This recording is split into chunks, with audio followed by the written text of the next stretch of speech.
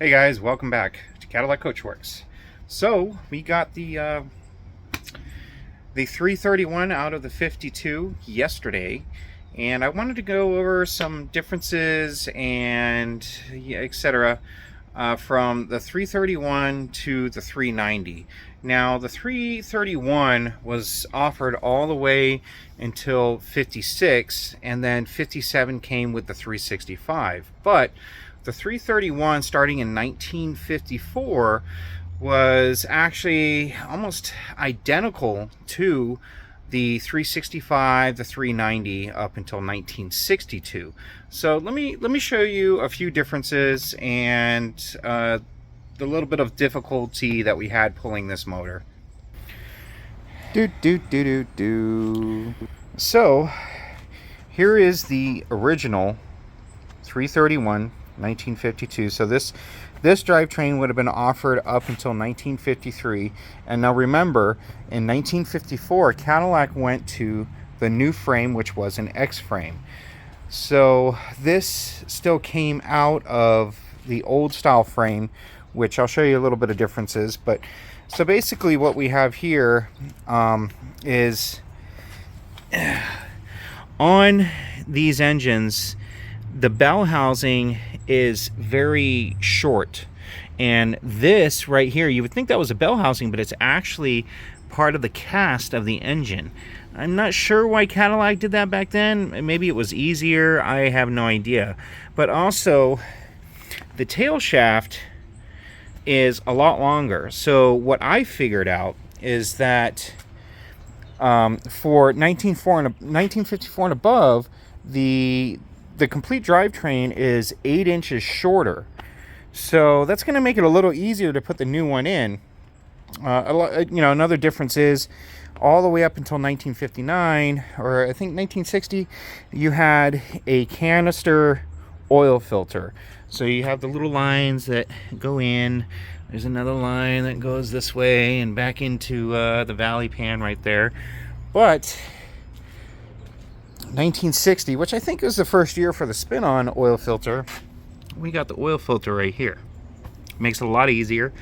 I already put the 331 valve covers on this, which they're the same, but I love the Cadillac script that's on these valve covers. I'm not a big fan of the regular print, which is right here. You can kind of see it, I guess. This says Cadillac, but it's just, regular text.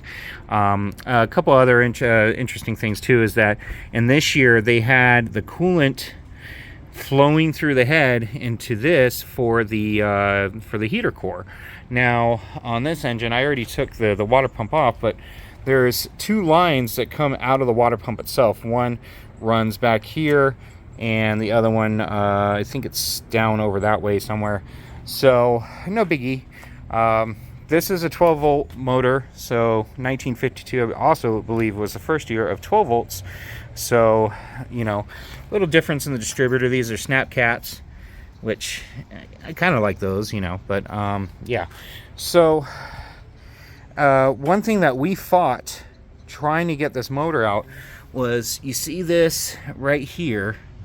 It's where the bell housing, it's kind of like an inspection plate. So it's like a two-piece that goes on the block so you can access the torque converter. But this, right there, you can see that clean spot. That was getting caught on the gearbox.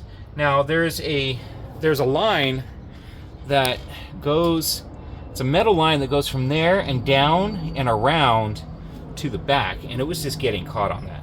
And it was a bitch getting that off, because you have to take the manifold off to even access that, and the manifold did not want to come off.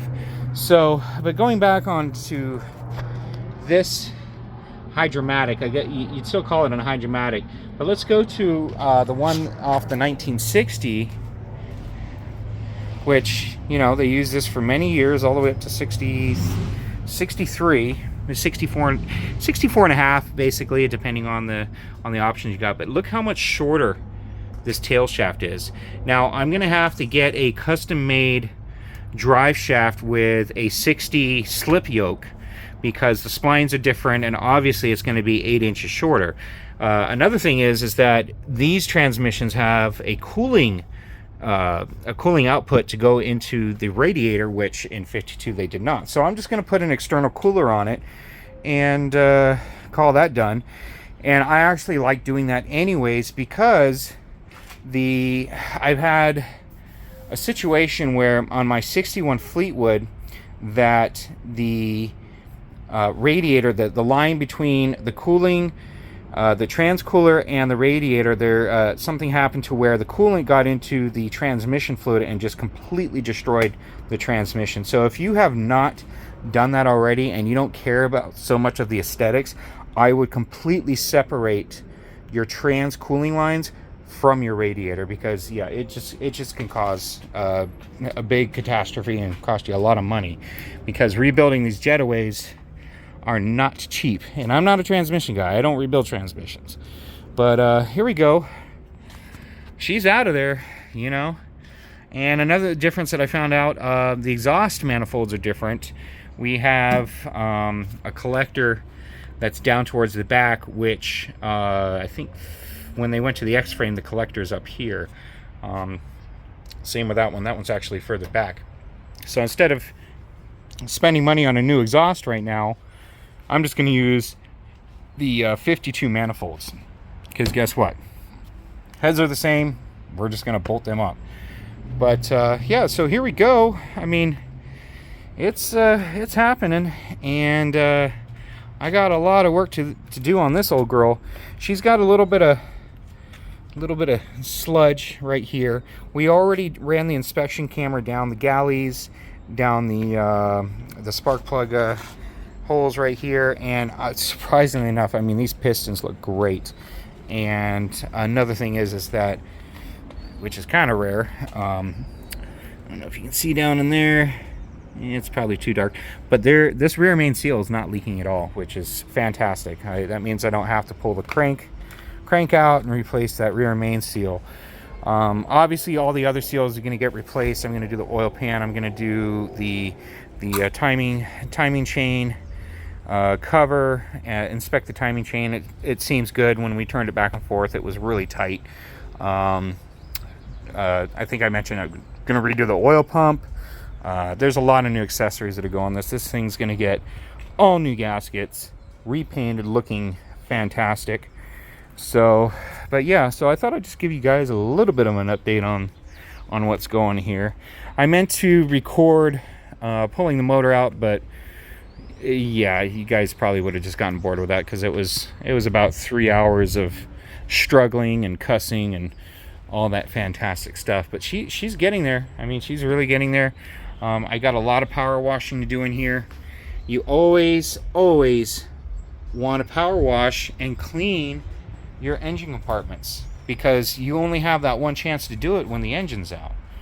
And I'm taking another step further, and I'm actually going to be painting firewall, going over all this wiring with this horrible 80s, well, maybe 90s, I guess, 90s plastic shit on this.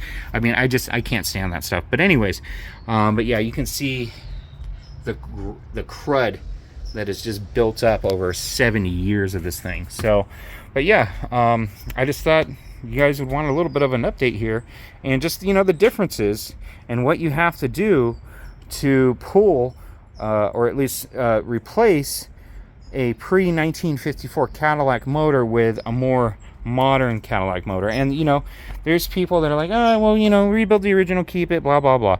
You know what, the newer Hydromatics are better. They actually have park, but also this engine has 140 more horsepower than this engine, and I can't remember what the torque is, but I mean, it's almost double. I think this was 180 or something like that, and this is like 320. I mean, it's just, why not? You know, why not? It's nobody would really know the difference unless they were Cadillac fanatics and they just knew. But if you went to a car show, nobody would know that that's a newer Cadillac engine compared to this one.